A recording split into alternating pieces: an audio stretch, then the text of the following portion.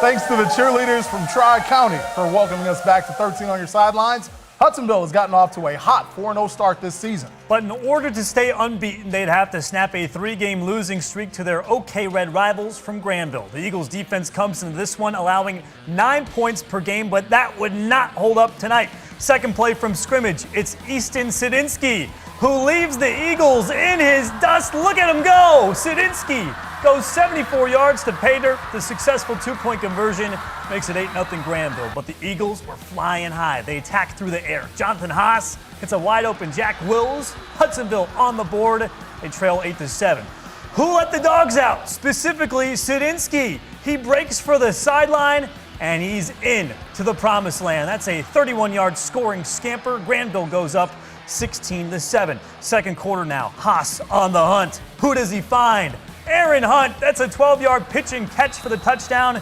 It's 16-14. Then Granville gets it to their young star running back, Jaden Tank Terry. He did not put it in reverse. He's full throttle, 23 yards to the house. Bulldogs go up 22-14. Hudsonville marches down. Chase Silek scores from 1 yard out, but it's Granville who knocks off the undefeated Eagles 44-37.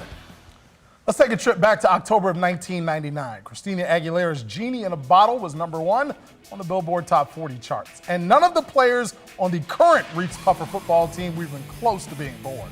Now, that year was the one and only time the Rockets beat Muskegon. So just think of what a big deal a win tonight would be for Reese Puffer. These two faced off in an OK Green showdown tonight. Now, midway through the first, the price is right. Jacob Price punching it in from 1 yard out. That gives Muskegon a 7-0 lead. Let's move along to the second quarter now. Big Reds have the ball again. This time it's Destin Piggy getting the rock and somehow manages to stay in bounds, and he runs it all the way down that far sideline there for a 42-yard touchdown. Man, nice run. That doubles the lead to make it 14-0. Later on, Rockets on the 1. Brody Johnson with the direct snap takes it across the goal line for 6. It's 14-6. Now Muskegon on the 10, and again, the price will always be right. Jacob Price scurries on in for the score. Muskegon defeats Reese Puffer 28-13 the final. North Point Christian is coming off of a perfect season and they have a brand new field, but they had a major challenge tonight. Nate Belt is with the Mustang cheerleaders to tell us all about it. Nate. Yeah, Mark, tonight North Point faced off against an undefeated Gobles team that has been absolutely obliterating everyone they played, but the Stang game never backs away from a challenge. Is that right, guys? Yeah, there we go. Fun fact for you out there, my father, a North Point Christian, back when it was Grand Rapids Baptist Academy alum. So, Mustangs off to a nice start. Here comes number 4. I need the prompter to keep going. He had a nice run there. There's our cheerleaders on the sideline.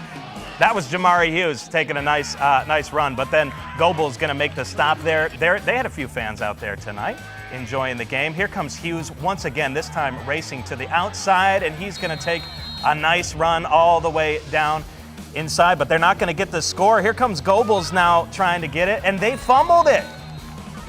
North Point's going to pick it up, and that is exactly what they need. Short field. Jamari Hughes once again right up the middle, and he is going to make it 6-0. That's the first score of the game. Gobles about to get their own short field, though. Here comes Preston Misak, who is going to take the kickoff all the way to the Mustangs 40.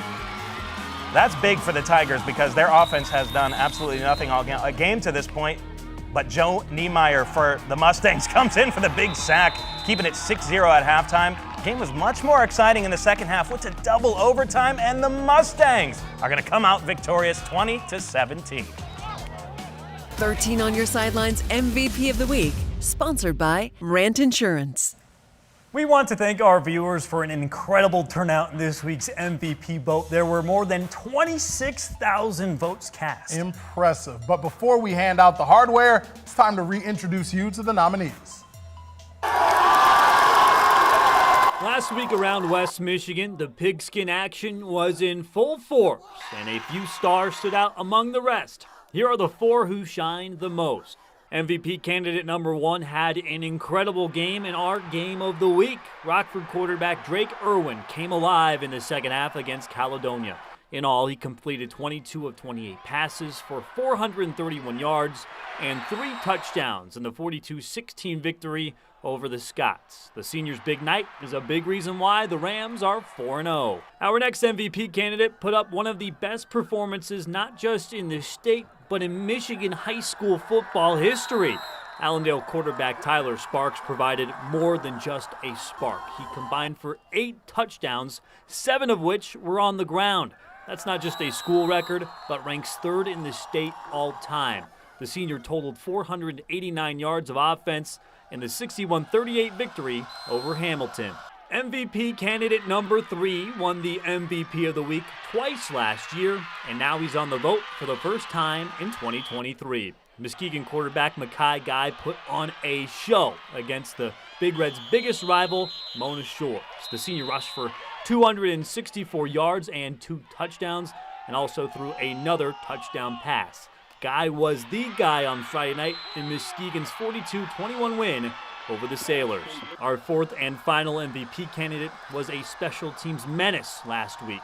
West Catholic two-way star Nolan Reinhardt recorded 3 total touchdowns, but 2 of those scores were on kickoff returns, both going 90 yards each.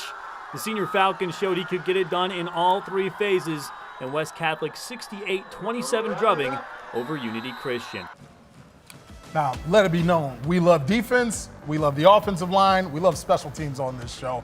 So we got to make it clear, got to give the guy a shout out when he runs back 2 kickoff returns. But because of a scheduling conflict, he couldn't be here tonight.